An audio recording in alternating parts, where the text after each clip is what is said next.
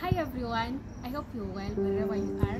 My name is Sylvia Achen from the University of Nairobi Seventh-day Adventist Church, and I'm glad to be here so that we can share from the Word of God in this week's lesson. Yeah, we can all agree that this quarter's lesson is rich in God's message to us with regards to mission.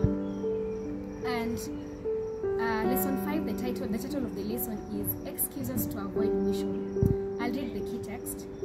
It says, "Also I heard the voice of the Lord saying, Whom shall I send?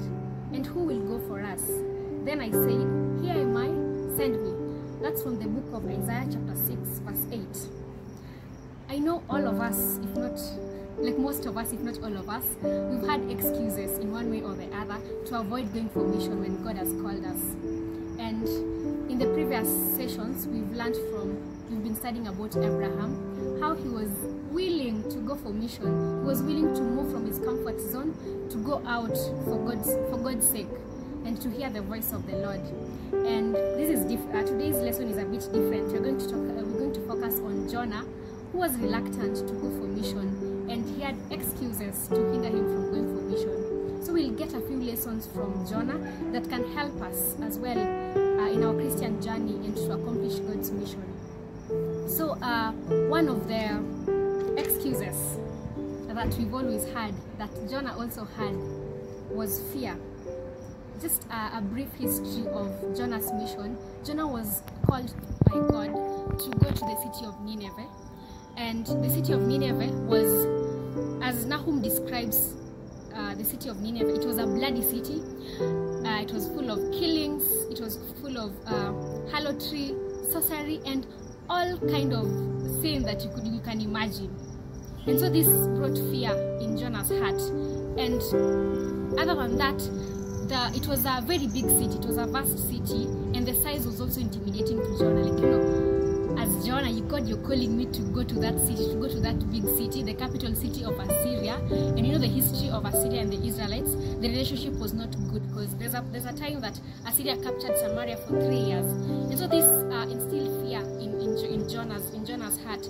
Thus he was reluctant to go for mission. And I am here to urge us today that despite the fears that you may have fear of probably the tribe that you're going to minister to, fear of not being accepted, fear of not being able to speak. But let us find comfort in the fact that it is God who has called us, and He's able to strengthen us and draw away fear from our hearts so that we may go out and minister to Him.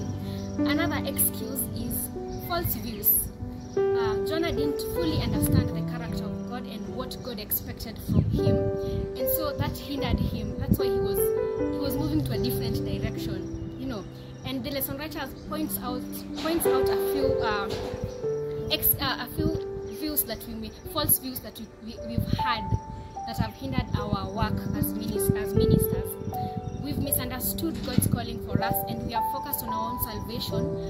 We've been reluctant to go out and minister to other people. We've just focused on our self-growth instead of moving out of our comfort zones to go to others. Yes, the Bible tells us that we should not conform to the world, but that doesn't mean that we should not mingle with them to bring them to Christ. Another false view is feeling the fact that relying on our own self for success. Let it be known to us that success for mission belongs to the Lord.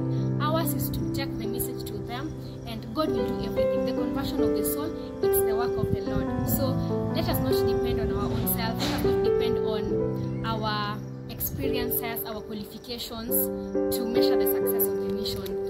And finally, the final excuse that I'll talk about is inconvenience.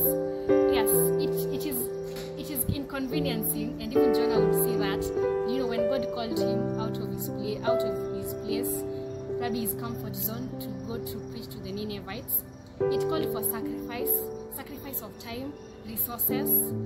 Yeah, at times it can be inconveniences. And for instance, when we usually go for missions in December, this is the festive season when there are family meetings, and it calls for sacrifice of time, sacrifice of family time for you to go out for mission.